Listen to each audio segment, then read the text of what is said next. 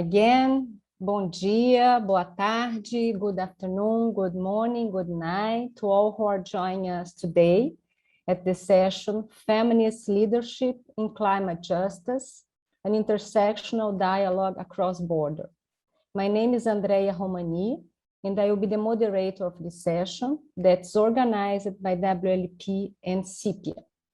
Cepia is a Brazilian NGO working on the past 32 years on violence against women, sexual and reproductive health and rights, and empowering the youth. WLP is an international partnership of autonomous women's rights organizations in the Global South that promotes women's empowerment, leadership, and human rights. To learn more about both organizations, we invite you to access the social media that will be available in the chat. Recently, WLP produced a documentary called It's Up to Us, Depende de Nós, which is very much aligned with what we are being talking about today here in this session. And it's available in multiple languages, including Portuguese. So we invite you to watch it on another opportunity. The link for the documentary will be available also on the chat.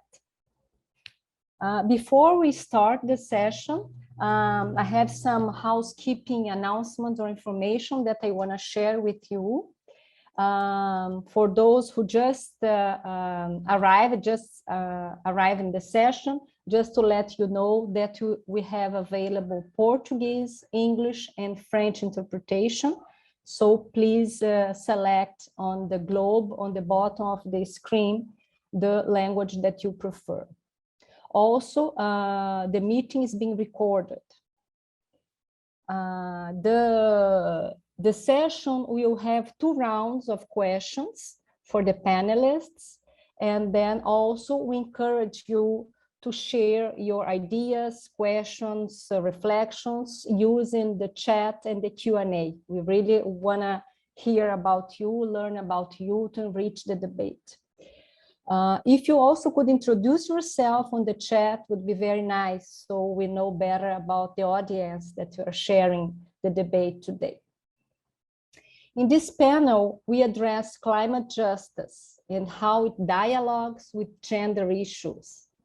And I would like to begin by raising some elements for our reflection. Environmental crises do not affect people in the same way. Nations that polluted the most in general are those that feel the impacts of environmental crisis less, or are those who has more resource to cope with that. Native people, such as indigenous and quilombolas, have a relationship of respect and wisdom with the land, much closer usually than residents of urban spaces. They degrade less, but suffer more from the harmful impacts of models of production and consumption. Here in Brazil, the increasing deforestation of the Amazon, especially in recent years, due to predatory agribusiness and mining activities, it's a clear example of environmental destruction and of how some groups are much more affected than others. These are policies that goes on the opposite way to what experts recommend in terms of prioritizing agroecology and keeping the forest alive for future generations, but also for the ones that are here today. But it's important to remember that this crisis is also very present in urban centers with large concentration of people, little infrastructure, lack of sanitation, increase in diseases due to overheated areas. Whether in the city or the forest, climate change does not affect the residents of these 2 spaces in the same way. Those who are already in situation of vulnerability and who already witness other inequalities and exclusions are also the most impacted by climate change. The last IPCC assessment report of Working Group 2 related to adaptation, vulnerability, and resilience highlighted that today, 3.3 to 3.6 billion people live in places or contexts that are highly vulnerable to climate change. And gender, ethnicity, and income are factors that increase this vulnerability. In this sense, it's important to approach the issue of climate change from the perspective of social justice, considering social markers such as race, class, gender, with an intersectional view. The inclusion of this perspective on climate change issues shifts the focus exclusively from the symbolical masculine field of science and technology to the field of human rights, allowing other actors to join the debate. Climate justice can be effective for dialogue in thinking about ways to reduce these inequalities and to build prevention, response, and resilience strategies that consider social, territorial, gender specificities, and that consider science, but also learn from the skills and wisdoms of those living on the ground. Talking about climate change is talking about food security, access to land, sanitation, education, conflicts in the economy, national sovereignty, globalization. And it's also talking about inequalities. Mayor Robson, former president of Ireland and activist in this field, mentioned once that what we are really facing is a crisis of justice. We women, we are the majority of the world's population, equally capable as men of making decisions and providing solutions, but you are underrepresented in decision-making spaces, both in international and national arenas. And some women are even more underrepresented than others. In Brazil, for instance, Black women occupy less decision-making roles than white women. Rural women has less voice than urban women. This historical gender inequality of our patriarchal societies that insist in keeping women in the domestic space, seen only as reproducers and caregivers, is certainly distancing us of climate justice. In this sense, the theme of this year's CSW session is very important, especially on the moment that we are still experiencing the impacts of a global health crisis, reminding us of how interconnected we are with a virus circulating around the world, making us question geographic and political barriers, telling us about the role of technology, and also the fundamental role of women as heads of states responding to crises, front lines in hospitals, caregivers. CSW is an opportunity to stress the need that climate change be addressed from a gender perspective, and we cannot talk about climate justice without addressing gender inequality.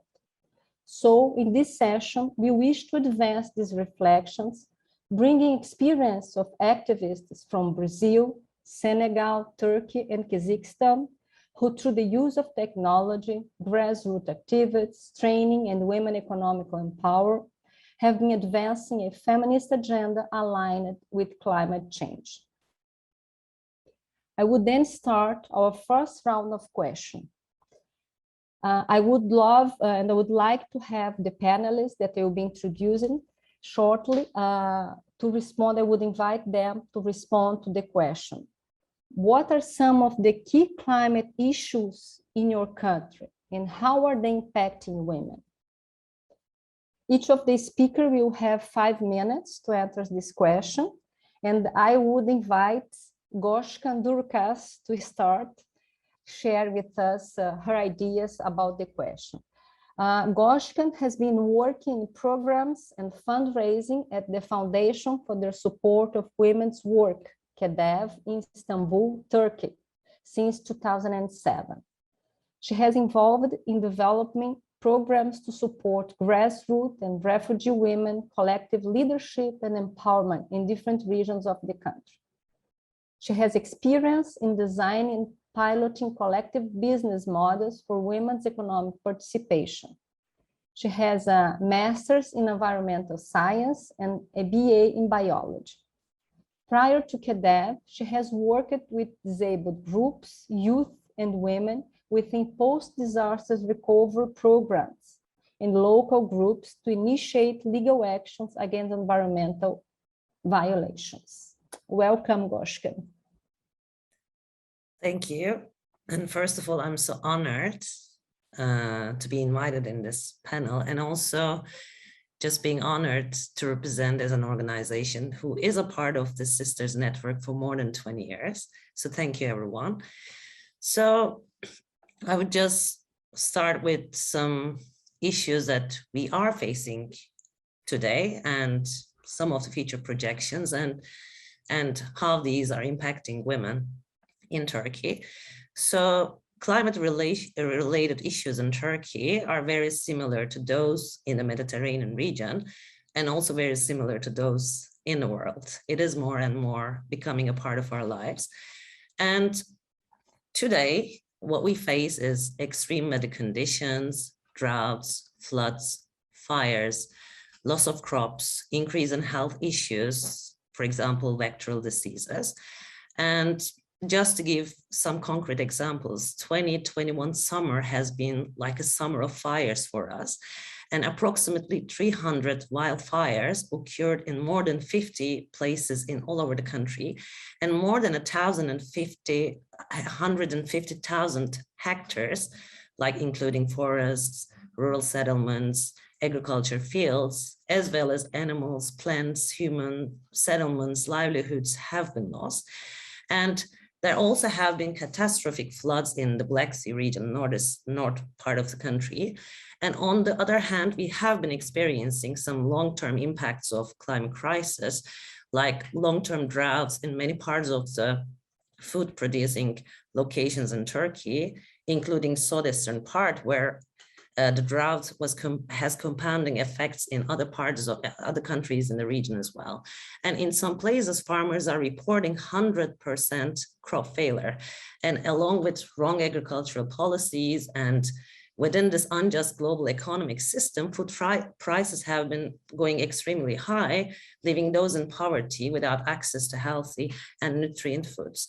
And looking at future projections, it shows increases in all of these issues, as well as water scarcity, more droughts, more floods, coastal erosion, loss of species, biodiversity, loss of livelihoods, especially for those who are relying on fishery and agriculture.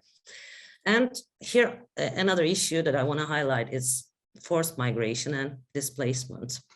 As natural resources, settlements, livelihoods are perished, people are pushed to look for opportunities elsewhere, and they move to another place. And a recent research from World Bank projects that 216 million people will be displaced by 2050, and 5 million will be migrating in the region where Turkey is located. And already being a transit country for refugees, especially from countries that are prone to climate-related risks, Turkey will be definitely highly affected from climate-induced migration.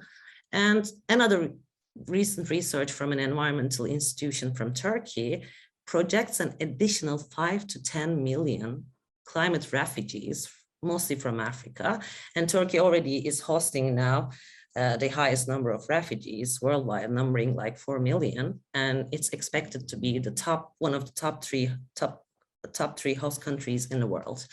So in terms of impacts of climate crisis on women, being historically excluded, systematically discriminated, women suffer the worst consequences of climate crisis.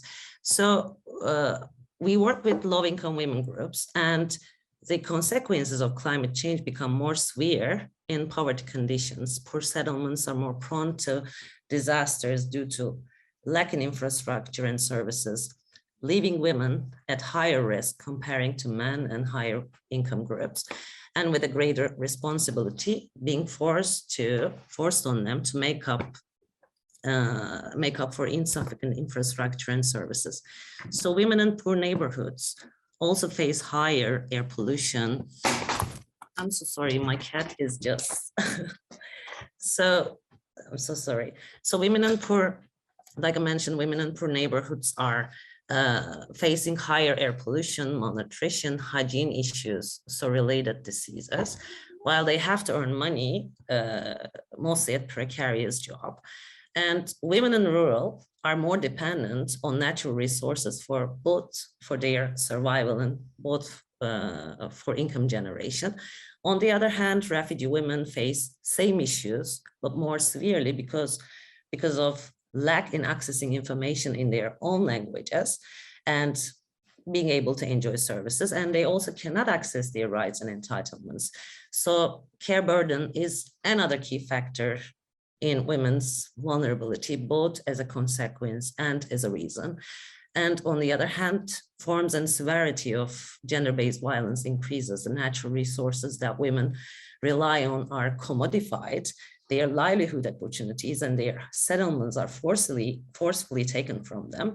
And at the time of crisis, post-trauma, financial hardships, and many other factors increase violence in a family. And although women are being affected from climate crisis differently and more, and also having a vital role in managing and preserving resources, they are still kept excluded from decision-making processes at local and national, and of course, global level. Thank you. Thank you so much, Goshkan, for raising such important questions and dramatic scenario for the climate change and how it impacts women and refugee women in Turkey. Thank you. I would like now to invite Murad to also reflect on the same questions in terms of sharing the key climate issues on his country in Kyrgyzstan and how are they impacting women. Murad is the Community Outreach Coordinator at the Human Movement Birduino, Kyrgyzstan, promotes decision-making process at all levels of government through training and advancing the voice of community leaders, women and youth, developing horizontal leadership and their equal participation in decision-making for the community to the global level. For more than 3 years, Murad have been coordinating the Birduino initiative View from the Front Line, which aims to reduce the gaps between local communities and cities with focus on the prevention of risks and disasters, including climate change and the impact of the rights of women and children. The strategic mission of Birduino is to protect the human rights and civil liberties based on the Universal Declaration of Human Rights, through the promotion of respect for human dignity, universality, and equality. So welcome, Murad. Hello, everyone. First of all, I would like to appreciate the Women Learning Partnership Organization and the director of the Human Rights Movement Birduino Kyrgyzstan, Mrs. Tolikan Asanalievna Ismailova, for such opportunity to participate in your global event and to share my experience and my knowledge regarding the real situation with the human rights in our country, in Kyrgyzstan. So at the beginning of my speech, I would like to identify some specific climate issues that have the greatest impact on the situation with the rights of women and girls in Kyrgyzstan. First of all, it should be mentioned about such climate disasters like mud flows, earthquakes, floods, and debris flows, because such climate issues, they have the greatest impact because most of the population, especially in our country, they live in mountainous region. And that's why, as a result of such climate disasters and risks, usually in many cases, women and girls, they are first who suffer from such disasters and risks. So regarding this question, I would like to share with the participants the results of our work, which, thank you, you identified our research work that we started 4 years ago, which is called the View from the Front Line. It's a research project which is aimed to deliver the voices of local communities to the policymakers and to eradicate the gap between the local communities and the big cities. So in this regard, it should be mentioned that the climate issues, they have, as I told about the impact of such climate disasters. For example, as a result of our work, actually we implemented more than 1,500 of research of the questionnaires of different seminars, workshops with local communities, and identified some specific results. For example, almost more than 65% of women, they suffer from gender-based discrimination in the local communities.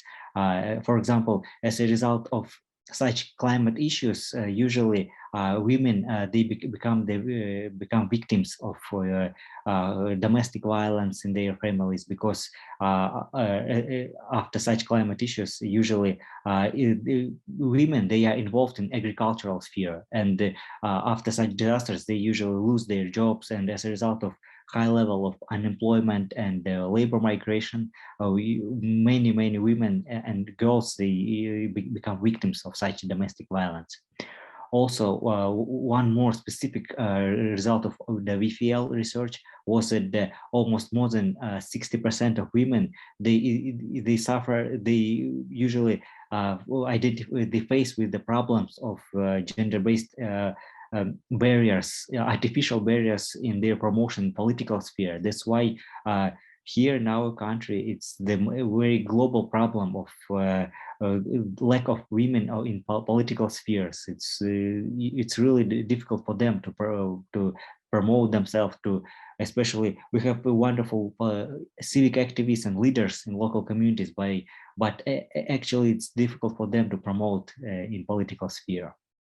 Also, one more very specific, peculiar feature should be mentioned about the border conflicts, because they are also a result of climate issues. Because in the border of Kyrgyzstan and Tajikistan, usually local communities they suffer from the armed conflicts, because such conflicts they are resulted as after the fight for water resources or resources for the land, because nowadays the border between our two countries, between Kyrgyzstan and Tajikistan, is not identified, is not marked, and that's why local communities they suffer from this, especially women and girls, because they are the first group of local communities who become the victims of such conflicts. Also, we can provide all the additional information regarding our work in our website. We will provide all the presentations and information regarding this, and I will be glad to answer additional questions. Thank you. Thank you so much, Murat. So important that you raised the issue of border conflicts and migration, and also, like Goshkan mentioned, like gender-based violence. It's very linked to climate crisis, an increase on gender-based violence all around. Now I would like to invite Ellen Ascioli from Brazil to reflect on the questions about the key issues related to climate change in the country and how it impacts the women. Ellen Ascioli, an indigenous Satare Maué, was born and raised in the Amazon, Brazil, graduated in biological science, master in ecology and conservation, and specialization in sustainable projects and climate change. She has worked throughout her career for the protection and conservation of forests and their people, and the safeguarding of livelihoods, cultures, and traditions. Supported the creation of protected areas, the strengthening of communities and activities that keep the forest standing. She currently works at Fundación Avina in the coordination team of the Voices for Climate Action program, which aims to help civil society actors engage and take their voice beyond their communities in order to influence public policies from mitigating and adapting to changes, and in the concrete implementation of effective climate solutions at local and regional levels. Bem-vinda, Ellen. Olá, boa tarde. Hello, good afternoon. I would first like to thank the organizers for the invitation. It's a pleasure to be able to share with you and bring our voice beyond our territories. I'm in Brazil. I live in the Brazilian Amazon. I live in the state of Pará, and I place you in this context because in the Amazon we have two seasons. We say the rainy season and the less rainy season. So we do not have the fall or the spring that are clearly shown. And so the wet and not so wet season have changed a lot lately. And our way of life is guided by these seasons. I would like to call your attention to the fact that in the Amazon, we are in the place where you have the largest number of freshwater rivers in the world. So the dynamics of the populations is centered around rivers in urban areas and especially in rural areas. And as Gotchen was saying, what happens, we are having large floodings or extreme droughts. And in several villages, when we have manioc planting, and we have sowing near the riverbeds, and the houses are also near the riverbeds. And these floods, these severe floods, end up tearing down the plantations, which are done by women mostly. And these fields that are sold by women, when these women lose them, these women get into a state of food insecurity and see their food sovereignty affected. These plantations, these fields have to be sold farther from the houses and can be exposed to gender abuse.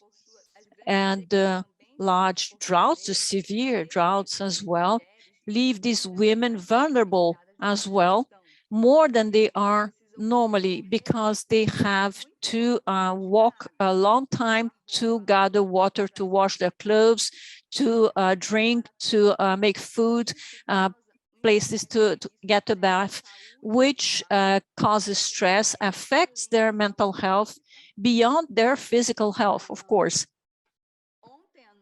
Yesterday evening, it rained here and the urban areas and where I live, and the hospitals in the city were flooded. So the cities in the Amazon region are not ready to face these heavy rainfalls. So it's not only the rural areas that are being affected, directed by these climate changes and affecting women, but urban areas as well. And it's mostly women who take care of the home as well. If their home is flooded, they suffer even more with stress, food insecurity, because most of these women are the ones who bring in the food, and they are more exposed to domestic abuse from their partners. Their partners are stressed and they take it out on them. So these are the issues that have been taking place. I can see that through my colleagues' speeches that it happens in other places as well. And I would like to highlight some similarities.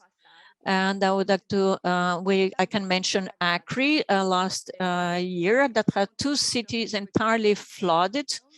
And you had a great number of diseases that were transmitted, like dengue and malaria. So climate issues, climate crisis are even worse than the pandemic somehow. So we have to think what's going to be done from now on. Thank you. Thank you so much, Ellen, to share some of the experience from a different context, the Amazon, and to also raising the question not only of physical health, but also mental health and how it impacts women in a different way. Now I'm going to invite Selma Dealdina. Selma, it's a pleasure to have you here. And Selma, it's a quilombola from Morro de Arará, state of Espírito Santo, Brazil, territory of Cepia do Norte. She's a social worker and assistant to the state coordinator of Quilombola communities of Espírito Santo State, Zanzimba Gaba, Via Campesina. She also belongs to the nucleus of the Black Women's March of Espírito Santo, the Black Women's Collective of São Mateus Azimba Gaba, and the Black Coalition for Rights. She is a counselor for the Amnesty International, for the Casa Socioambiental Fund, Casa Socioenvironmental Fund, sorry, and a counselor for Inumeráveis. She is the administrative secretary of the National Coordination of Articulation of Rural Black Quilombola Communities, CONAC, and organizer of the book Quilombola Women, Territories of Black Female Existence, and Quilombola Education, Territorialidades and Saberes, Knowledges. Selma, please welcome, bem-vinda. Obrigada, Andrea. Thank you very much, Andrea, for your introduction. On behalf of Andrea, I'd like to thank you for the invitation and greet affectionately all my companions who are here, both men and women who are present here. The Quilombola communities are groups of Black resistance who resist up to now. Currently, these are groups that were created by descendants of enslaved people from Africa who were brought to Brazil. In Brazil, we already had the native peoples who, with the Black people, formed the basis of the greatest social movements, the largest ones in Brazil, the native cause and the Black cause. And it's our role in this context of Black Quilombola communities. In Brazil, we call them quilombolas. In Brazil, in Colombia, they're called palenques, or in the context, we rather call them of Afro-rural communities. So we can name them with all the countries who look for the agricultural issues and the rights to the land and all organized groups. We are over 6,330 quilombos settlements in Brazil. We have the IBGE, the Statistics Center in Brazil, who made a census of how many quilombos there were and counted how many quilombolas there were. And it's one way to demand the implementation and of Brazilian policies and their enactment. And we are going now through the Bolsonaro administration, who is working to exterminate the Black people and who works tirelessly to destroy the very little we have managed to achieve in terms of human rights and land holding, especially for quilombolas and the Black people's agenda in Brazil. We are present in 24 states of the Federation in Brazil, and we are a people who fight for staying in their lands, not only in the rural areas and the agricultural areas, but also in large urban centers where you have those spaces of the quilombola resistance. The main issues of climate changes that affect us, that directly impact women, the quilombola women, are doubtless the use of our land for large projects, large businesses that say they want to promote the development of the country, but exclude the Black organizations from the process.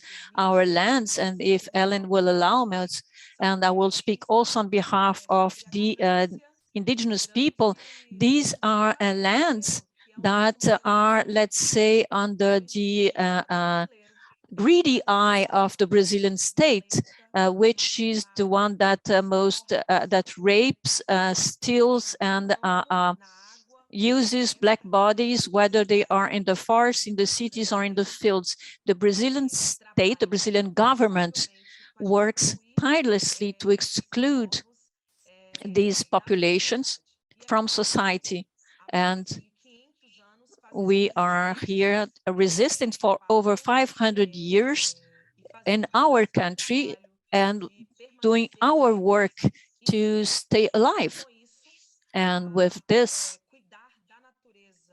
take also care of nature and of the environment, take care of the water, which is our main asset, and take care that the land and the soil of our lands is not only developed for capital, but also exists as a means of cultural, economical, physical, and ancestral and religious reproduction of the Black people who has settled on these territories.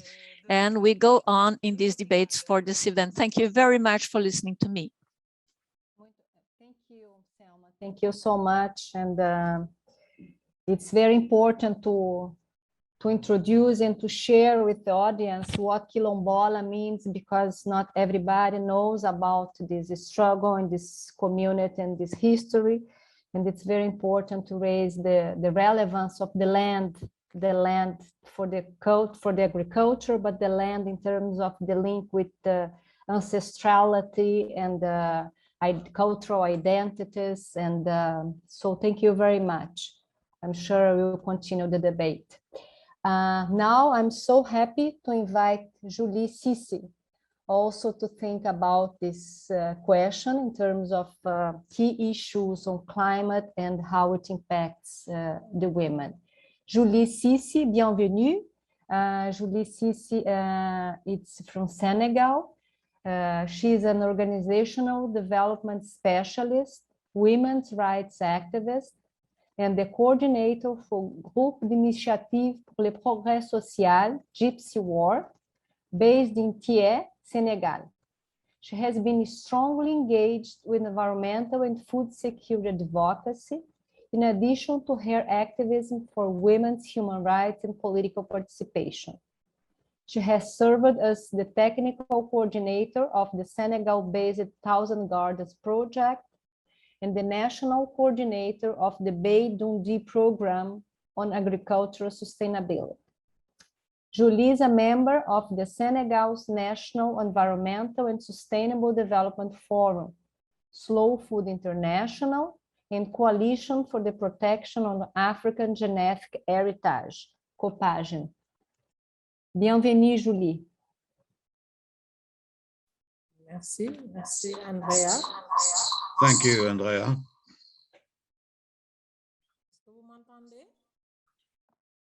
Can you hear me?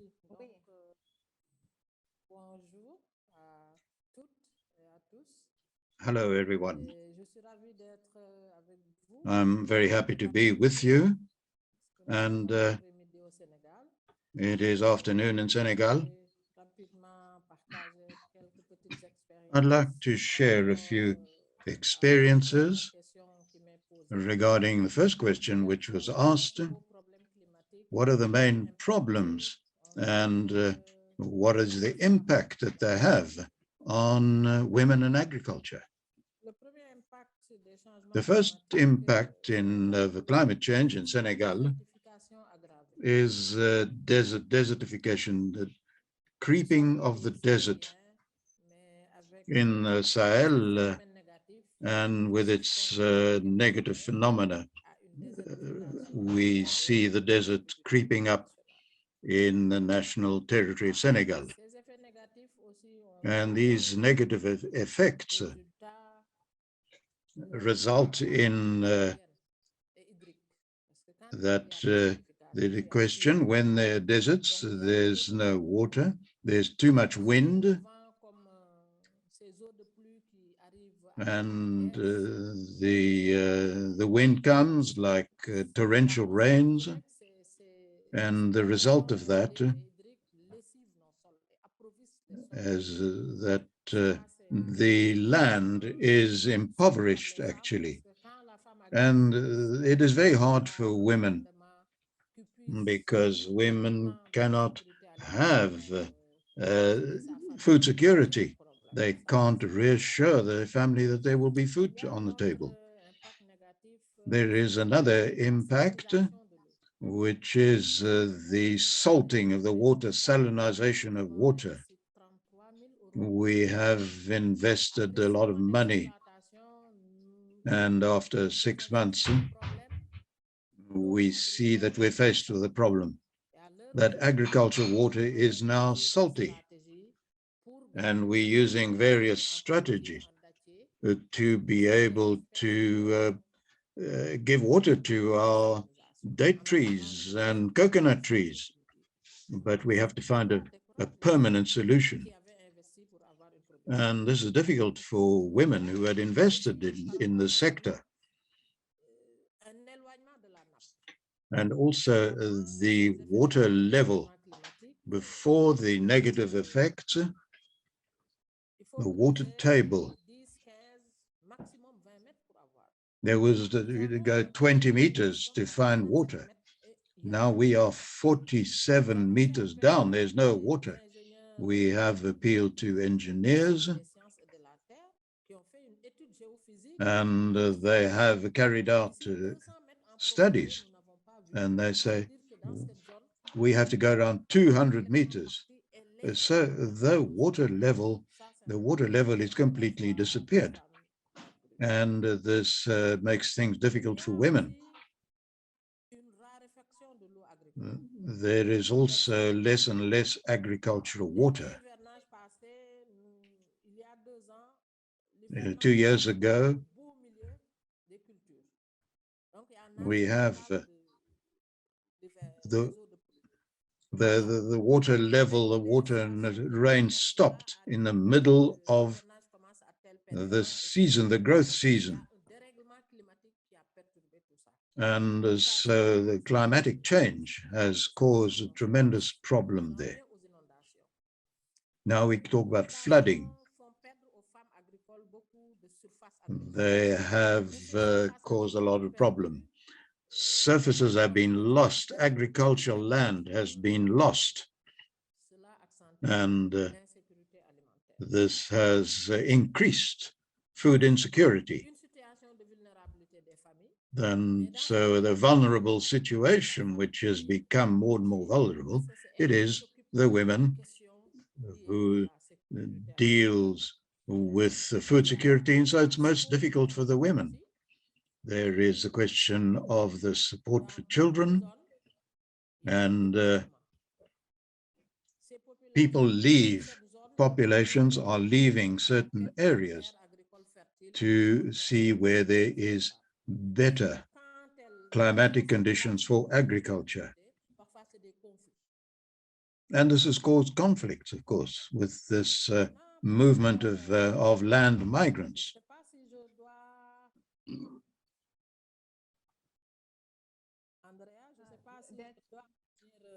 Andrea, I don't know if I must make recommendations. You can stop. You can stop. Thank you. Yes, can you hear us, Julie?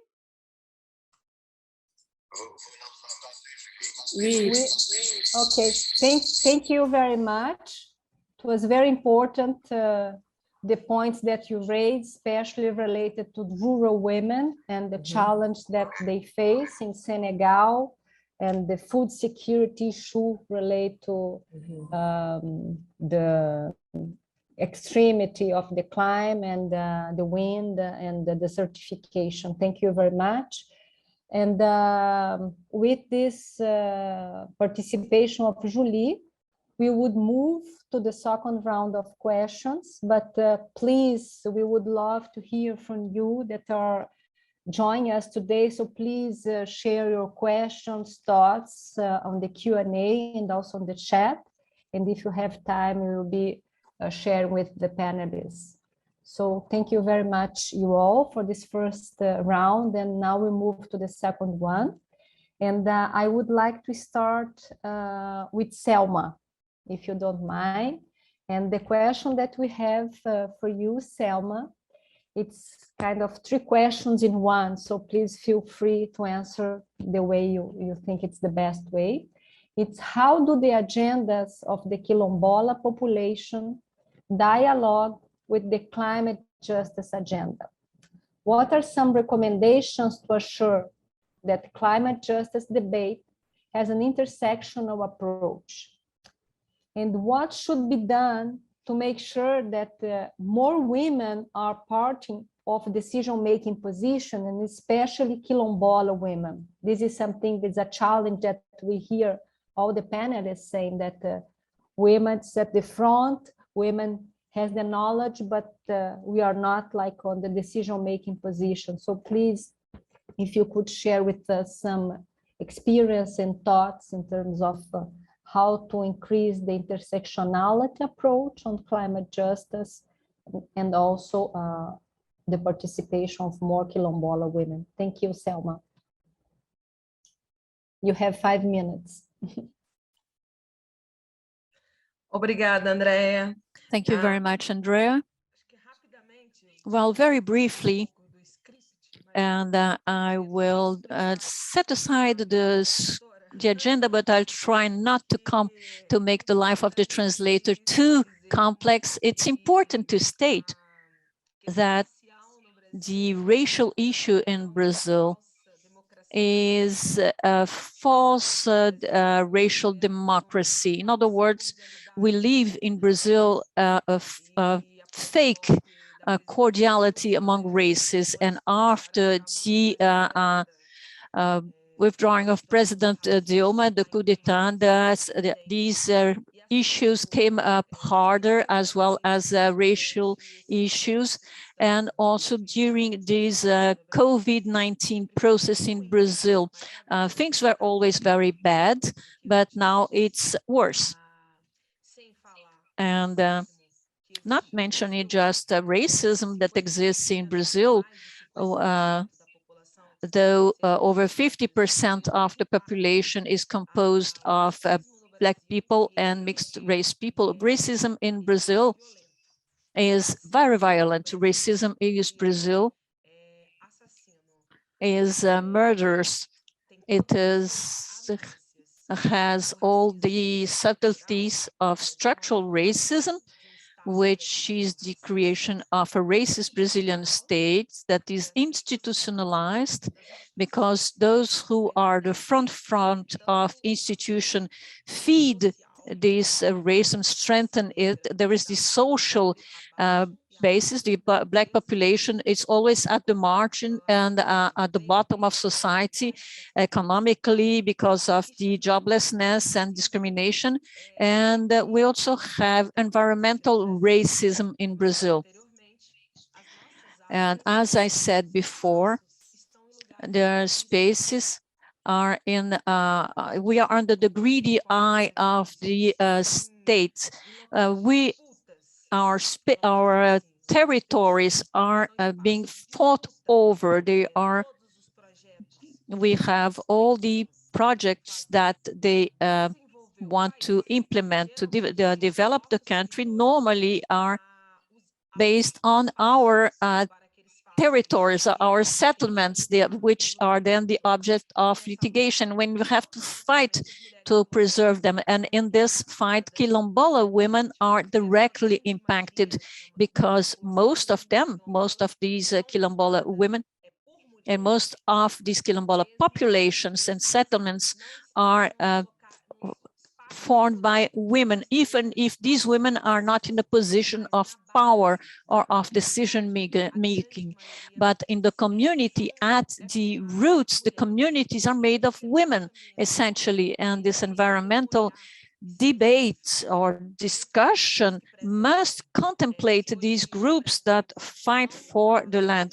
If Brazil has this Amazonian lung, is because we are present in these settlements, taking care of nature. And just to conclude if we do not denounce racism, environmental racism, and if we do not have an environmental agenda that contemplates a class, race, and gender, the environmental discussion is fraught in Brazil. It will fail directly. There is no debate if we do not listen to women, the Black and Native populations on racial issues, and if we do not listen to those who really take care of nature, those who are at the basis, on the ground, taking care of nature. If we do not talk about racism and all its subtleties and impacts, the environmental debate is doomed to fail. Muito obrigada. It's the reason why we thought about this session in terms of an intersectional approach. We cannot talk about climate justice if we don't address the intersectionality of all the inequalities related to this climate justice.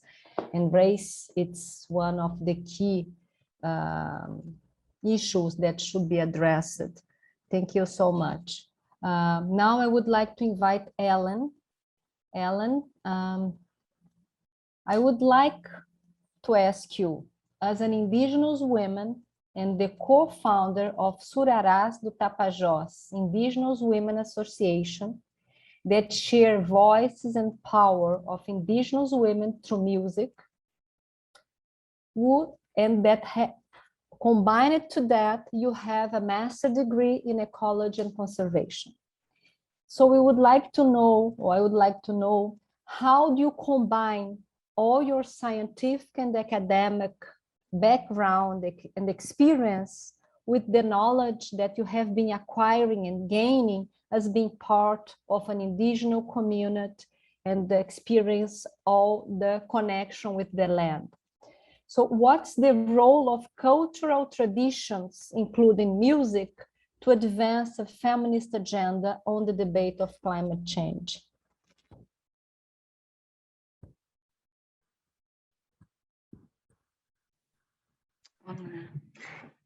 Então, a gente na Amazônia, que nasce... And the Amazon, those of us who are born in the forests or in rural areas or near rivers, I always say that we are born activists already, because we're always looking for food, being threatened to lose our lands. So we are born fighting to survive, just fighting to exist. And when I went to the university to have my diploma, it was easy for me to understand and put in other context what was taking place in our territory. So I see my my degree and my master's, this nonsensical degree that gives values to degrees and diplomas more than traditional knowledge. I see that as a means to take more room, because often I was heard because of my diplomas, not because I was a Native woman or because I had traditional knowledge acquired during my training as a person. This makes it easier for me to talk to people, and it's a tool for me it helps me to use narratives that help me be heard, because if I was to talk about the way I've learned to talk to nature, people will not understand. And these people who do not understand are the people who are in positions of decision-making, who are not Native or Black. Normally, they are non-Indigenous, non-Black. They are focused on class, and they are men, basically.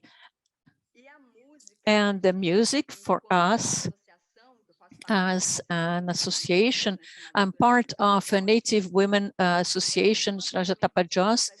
Association is a means for us to occupy different spaces that we would not be able to occupy just by being activists or talking in a more realistic way.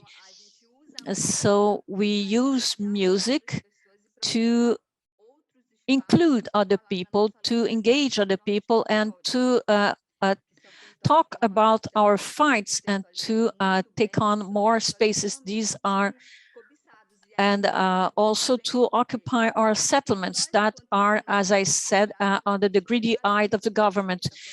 People always expect us to use feathers and little clothing to be recognized, our native people, that we do not use technology, that we do not know anything about computers, that we do not follow any cultural dynamics from the society in general. And this is used against us to annihilate or to question our identity. Why? Because people are interested in grabbing our lands. If I'm not recognized as a native person, our land, my land is not recognized as a native land, because under this layer of soil, there are minerals that interest the government and other interests. Muito obrigada. Race. And again, we are reflecting here in terms of economical growth and development to whom, right? Not for the quilombolas, for sure, not for the indigenous. Now I would move to Julie. Julie, ma chère. Julie, your work on climate justice works to both address environmental degradation. Oui, merci, Andrea. Oui? Okay.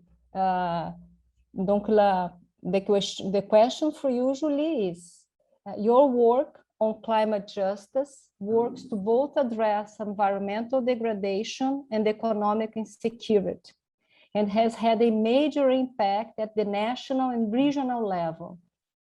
What are the recommendations and strategies you have learned from working with rural women in Senegal on climate that you should know, and that we should know, and that you would like to bring to this international arena? What would be the learnings to share here?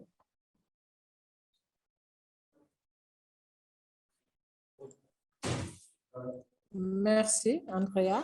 Donc, Thank you.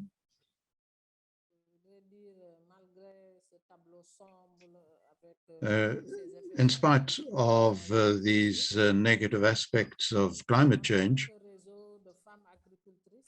and regarding women in agriculture, we have been promoting women's leadership in all this.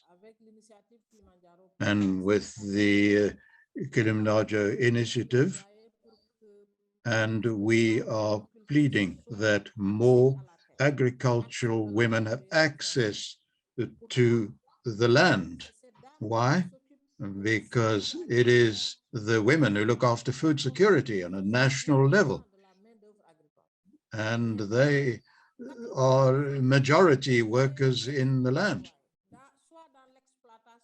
But women are used then in question of agriculture, which is managed by private people.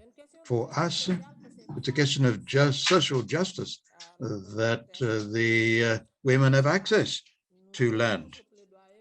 And we make a plea then to the national and regional authorities. And this plea has enabled us to have land areas where we developed a program. We produce what we consume. That is the principle. That is a resilience strategy in the face of climate change.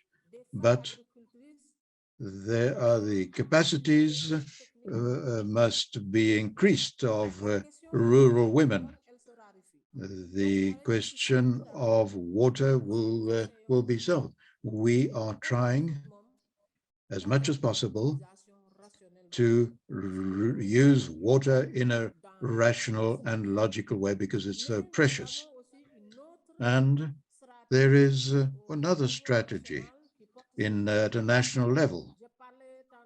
And I was talking recently about flooding that impoverishes the land. We want to restore the land. And we want to stop the speed of the water running over the land so that the water can seep into the land. We've carried out experiences and experiments, and we be able to help. This will help the women, agriculture women. There is another strategy. There's plenty of rainwater, and there's flooding, and there's a lot of damage in certain agricultural areas. What we're doing, we are trying to hold the water back with little dams, little ponds, not very deep because the women have to dig it themselves. And the rainwater then collects in these ponds for 2 or 3 months. And it enables the cattle to drink and also the women to be able to produce crops because of the water and to water the crops. So these water then that has been captured in dams help to have a better chance of survival. There's a simple strategy and which everyone can do, and we are helped by certain technical partners. I'd like to finish off to say, when I talk about capacity building of women in agriculture, there's a gap between these new technologies and the vulnerability of women. Capacity building then takes into account leadership and political leadership and participation of women, and depends on the national and natural resources. But there must be then political also participation. So these political side must be there. The political aspect must be there. It must be able to play a role in order, the woman must be able to be fulfilled in order to do her work. And the last point, very fast on the last recommendation. Production de plants. Production of plants as they wish. Every year there are 30,000 plants that are produced in order to create new forests, plant trees, and this helps against the onset of deserts. Concrete examples of local solutions and simple ones, and at the same time raising again how important it is to have women, rural women on leadership positions. Thank you very much. Murad, now I will turn to you, and you as co-host, Berduino co-hosted the Youth Institute in Central Asia, right, last year. And the Institute was focused on youth engagement on climate justice. So we would like you to share with us what were some of the priority issues that the youth leaders have identified during the Institute, and how is Berduino working with youth? What are the key takeaways from this experience that you could share with us today? Thank you for such a great question. First of all, regarding our Institute for the Youth of the Central Asian countries, we were really surprised with the new findings during our activities. and I would like just to emphasize some of them. Especially, it was great to know for us that the youth activists, they are absolutely ready to get involved in the decision-making process, because actually in our country, you know, we are a mountainous country, we have a great history of nomads, and you know, for many years, for many decades, some gold mining companies, they were only motivated and interested just to get the gold and natural resources from our country. And here it was a great surprise that the youth activists and leaders from local communities, they want to change the situation. They want to save our nature, to save our ecology from natural disasters, from ecological disasters. And here it should be mentioned that actually some politicians in our countries, they try to cut off the youth activists from decision making, and they are not interested just to share their authority with youth, with local communities leaders, but in fact such activists, especially young people, they know the real fact, they know that what should be done on the local level even better than some politicians.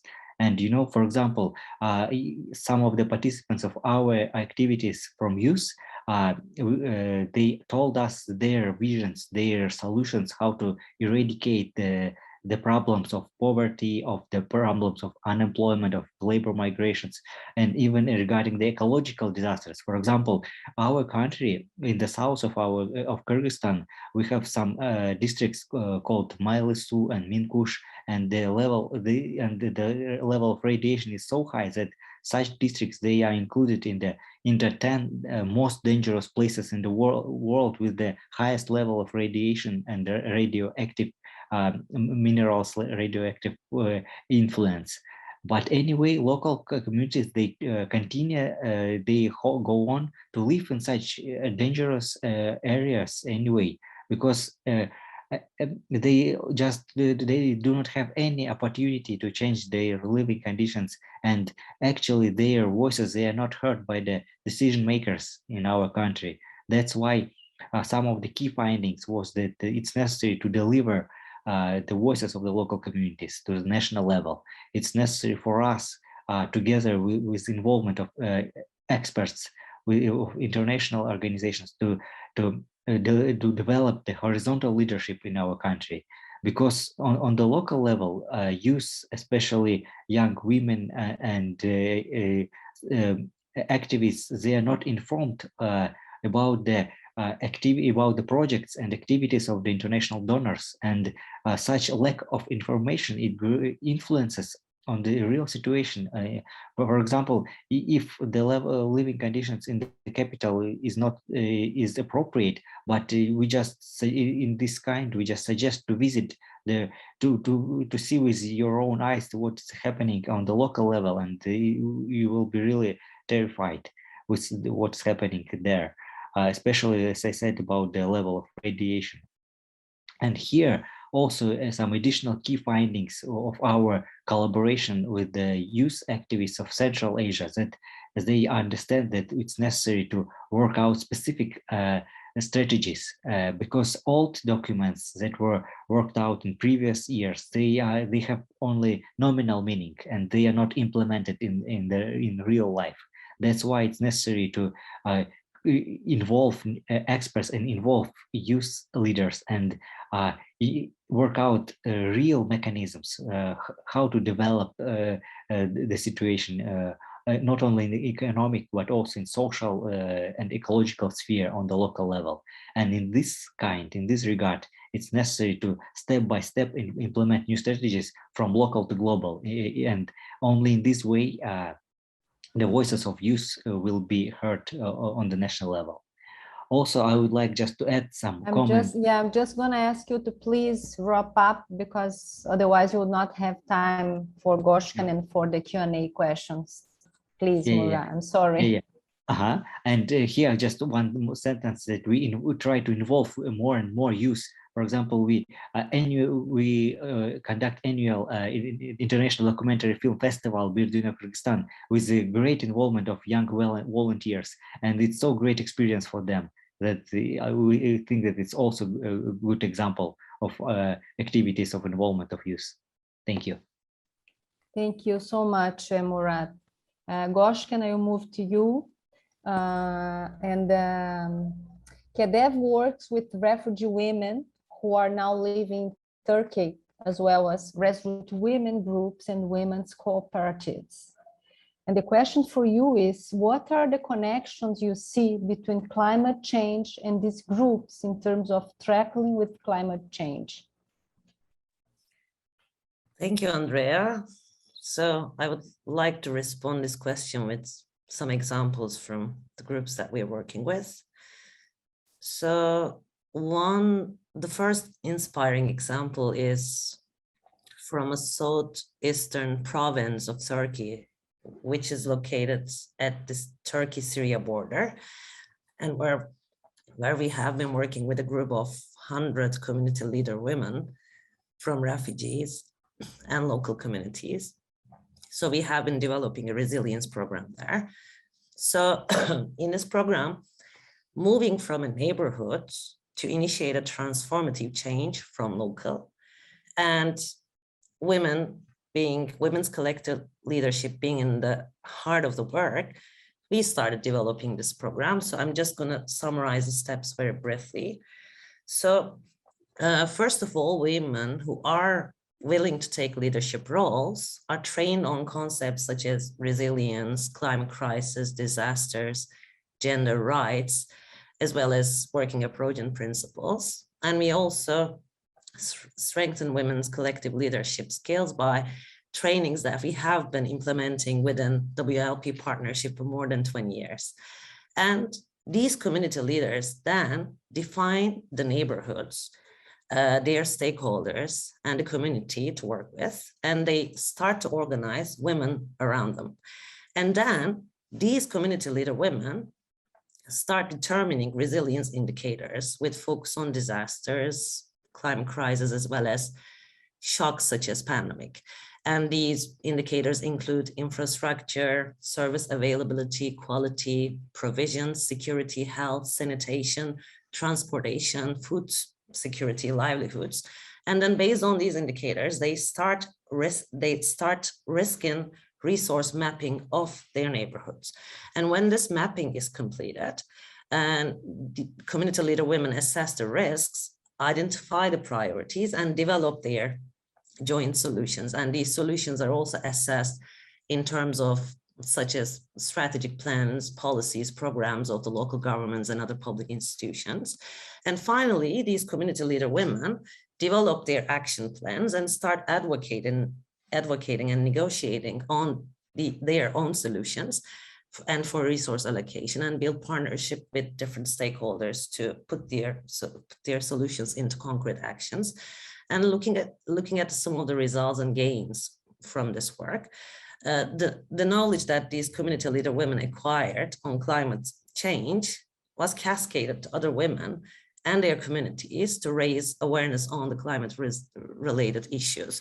And women's advocacy led municipality to actually do physical improvements in infrastructure, in insecure spaces in the neighborhoods.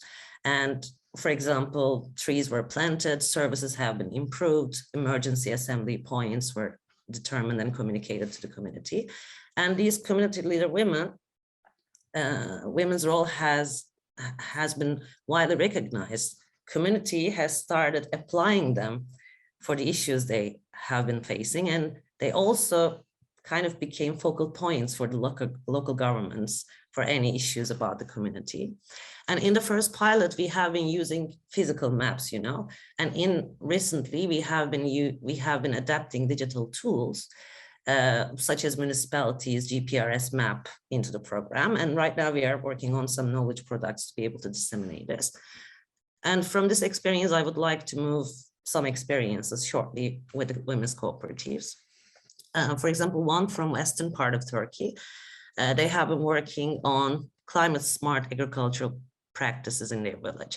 They have started cultivation of Asian herbs, which is, these herbs are resistant to the climate change. And in the near term, this would be responding some local needs for food, but in the midterm and longer term, they are bound and determined to expand these practices around the village with the other farmers and with the other women's cooperatives.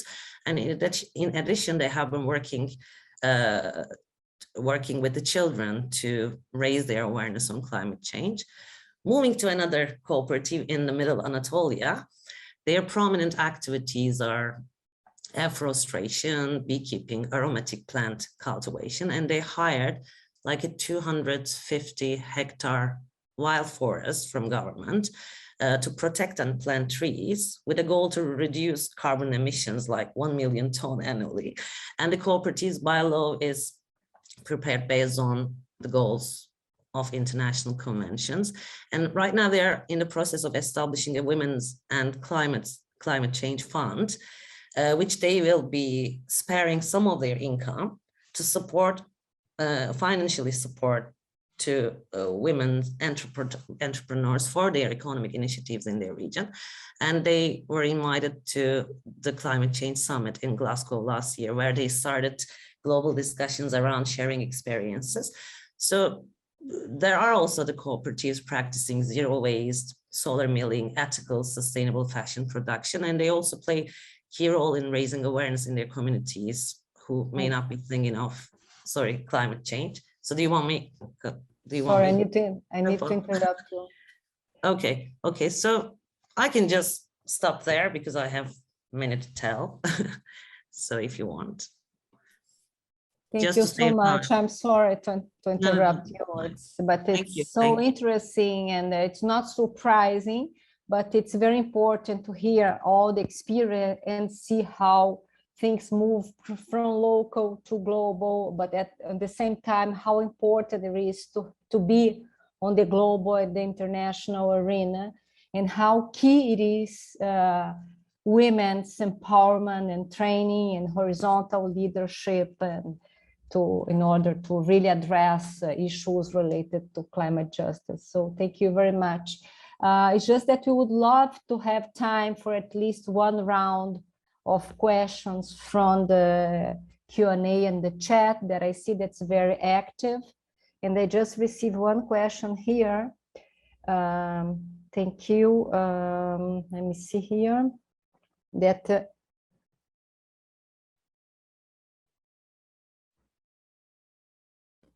okay.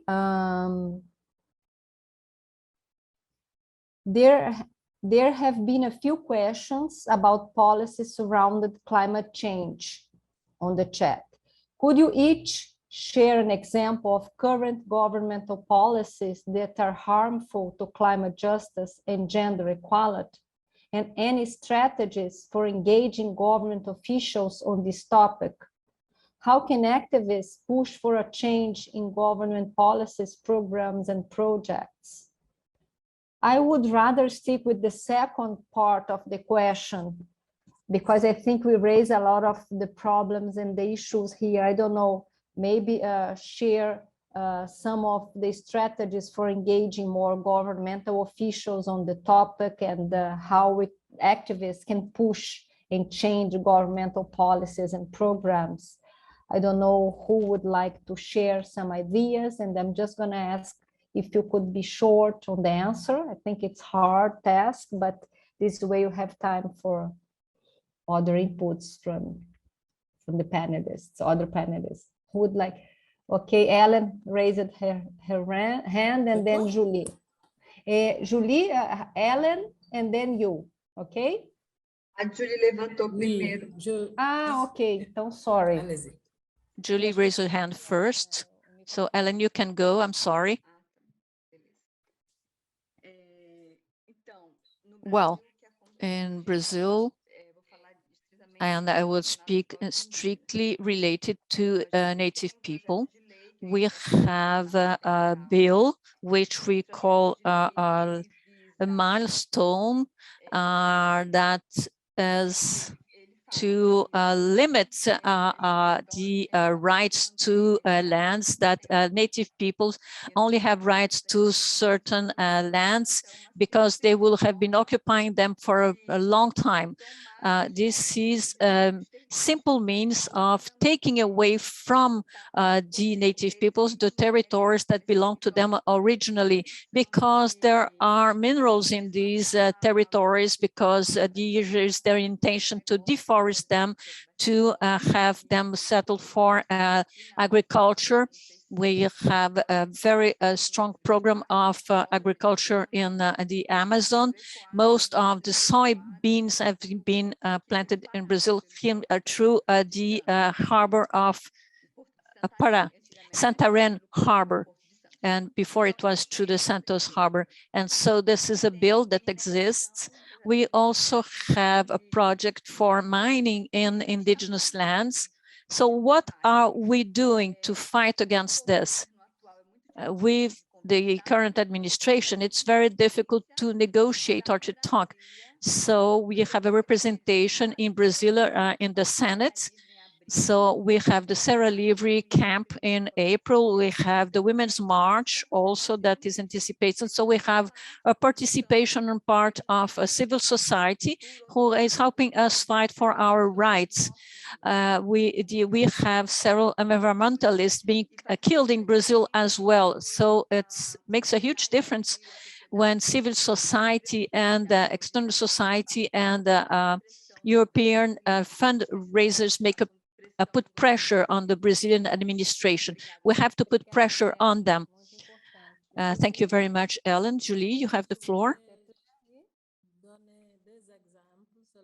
I'd like to give examples. In Senegal, we're developing a strategy. We didn't go to Glasgow, but we organized activities which were carried by the media. And we went to see the minister regarding emerging communities. And with the minister was very interested in with what we're doing. And he asked us, have you got the support of the state? We said no. Then we had immediate help. That's the first example. The second one, the 8 and 9 March, we were invited as a group to talk about this question of strategy and climate change and leadership and sustainable development by the wife of the minister. And we said to ourselves, well, we are agricultural people. We have a field in a space which was given to us in the middle of Dakar, the capital. And on 8 March, the minister, then accompanied by the environmental minister, listened to us for 5 minutes. And she saw a miniature field. And she was able to see all our efforts regarding this question of strategies regarding climate change. So for us, the strategy is to go to politicians and to show by examples, to show our leadership. Another strategy is the discussions in different levels and to plea in together with other activists in order for our voice to be heard as women. Thank you. Thank you very much, Julie. It's very important to join other networks and collective efforts to have our voice louder. I'm so sorry to say that we are coming to the end of the session, but before we leave, I would like very much to ask each panelist just in a few words, but that ask you a message that you would like to amplify at this international gathering, considering that the event, it's the UN's Commission on the Status of Women, and we have a rich audience. So if each of you could like just send a message to amplify in this context, Who would like to start? One word, one thought, one message to turn our voice louder and our ideas stronger. Who would like to start? Okay, Murat, thank you. Go ahead. Thank you. Dear participants, let me appreciate for you such opportunity. I think it's very important for us to emphasize the importance and the role of WLP network, because with the help of educational programs, with the unique methodology, we promote and develop youth activism, starting from local communities who live in far regions, in far districts in our country. I think it's very, very important to continue our work in this regard. And some kind of suggestion will be, it's necessary for us to help young activists to promote the resolution 1325 of the United Nations Security Council, in order to increase the role of and the impact of the women leaders, especially on the local level, because in many cases they can become the real solution of the disasters, of the risks and threats, especially in our country. And also, I think it's very important for us also to promote the Sustainable Development Goal number 5, which regarding the gender equality, and improve it more and more in our on our community level, and involve it more in our educational programs, in our initiatives in cooperation with youth activists. I think it will be really effective. Thank you so much. Thank you, Murat. Thank you very much for all the points that you raised. Who would like to follow him on this final message? Eu, Andréa. Selma, oui. Oui, Julie e depois Selma, okay? And after Selma. Je voudrais lancer 2 messages forts à l'endroit. I'd like to say to the community, the partnership is important. It enables us to see the experiences of our partners. We must promote the leadership and regarding climate change here by making capitalizing on the totality of all our efforts, showing that if I take my network from some years back, what have we achieved? The other message, it is always at the level of WAMP. It is to go back to the Paris Forum. Through many partners, we had the opportunity to be able to participate in this forum. In the last PCP, we were able to see what work was done with our financial and technical partners, because our challenge with our partners is to find money to be able to help these various actions. And I make an appeal at a world level on all partnerships. We are threatened by rainwater. We have 3 hectares, and as was developed by women, which means that the village is able to have water. But the threat every year is to see that this is flooded out by rainwater. We need to be able to save the land, and I will share that with you. Thank Andrea and WLP to help us to discuss with our partners. Thank you. Thank you. Julie, Selma, you have the floor.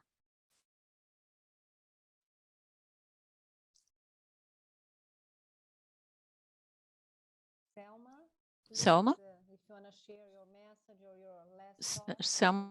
session, go ahead, please.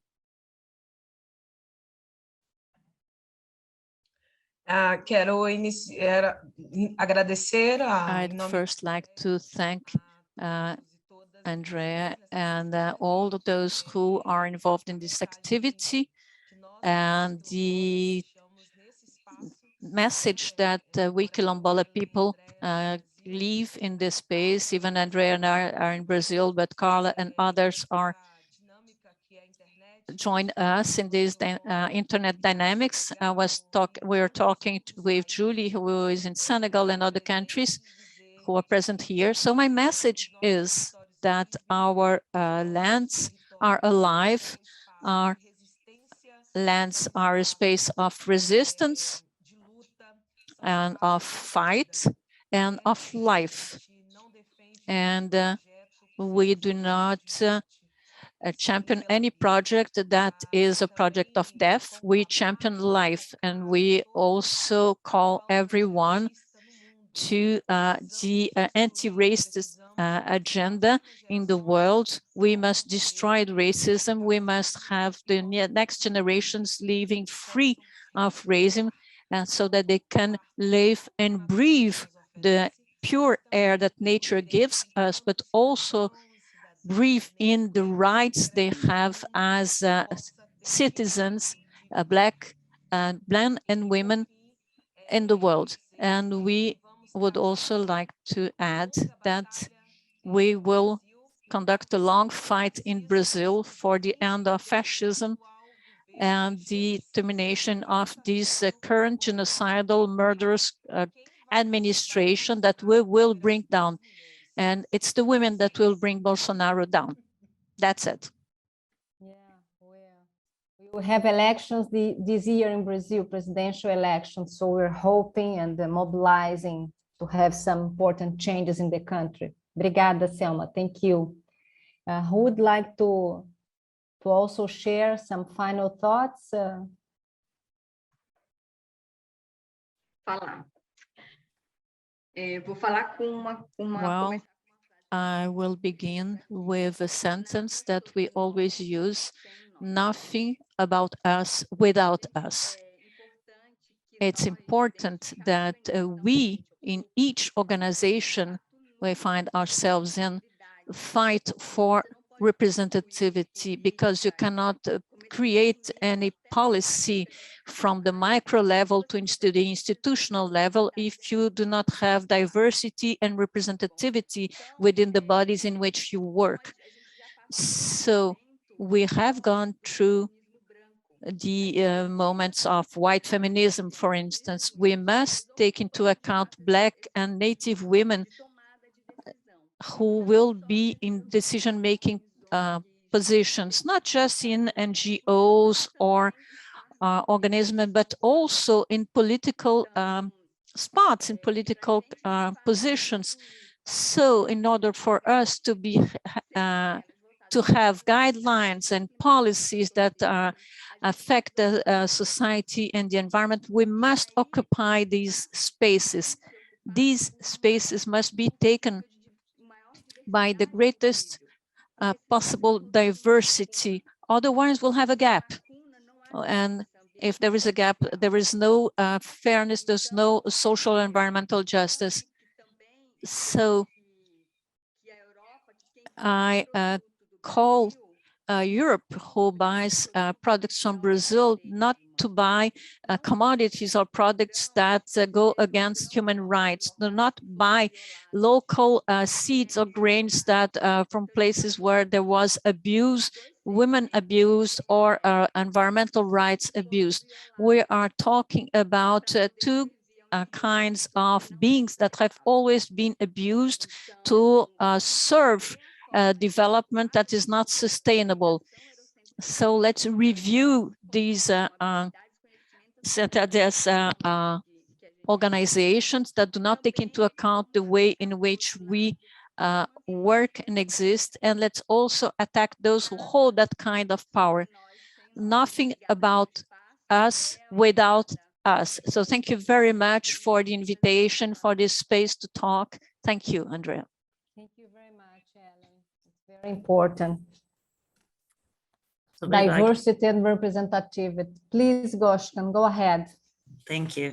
So just some final words. So women are already at the forefront of the struggle.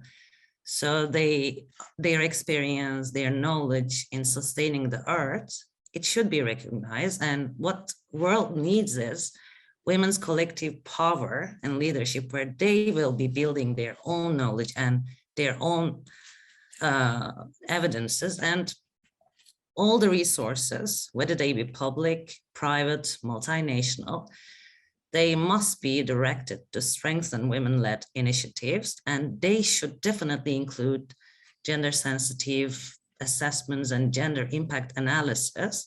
And those assessments and analysis should be monitored by independent bodies that will be including grassroots women. Thank you, everyone. Thank you so much. Thank you so much. And I would like to finish with this message that Ellen is sharing. Nothing about us without us. It's a powerful message. On behalf of WLP and Cepia, I would like to thank you all for the powerful presentations, sharings of experience, recommendations, ideas on how we can strengthen women's leadership in climate justice. I also would like very much to thank you, the interpreter, and everybody who joined this session, and hope you have other opportunities to continue the discussion and to answer some of the questions that we didn't have time to answer. But thank you very much to everyone, and all the best, and muito obrigado.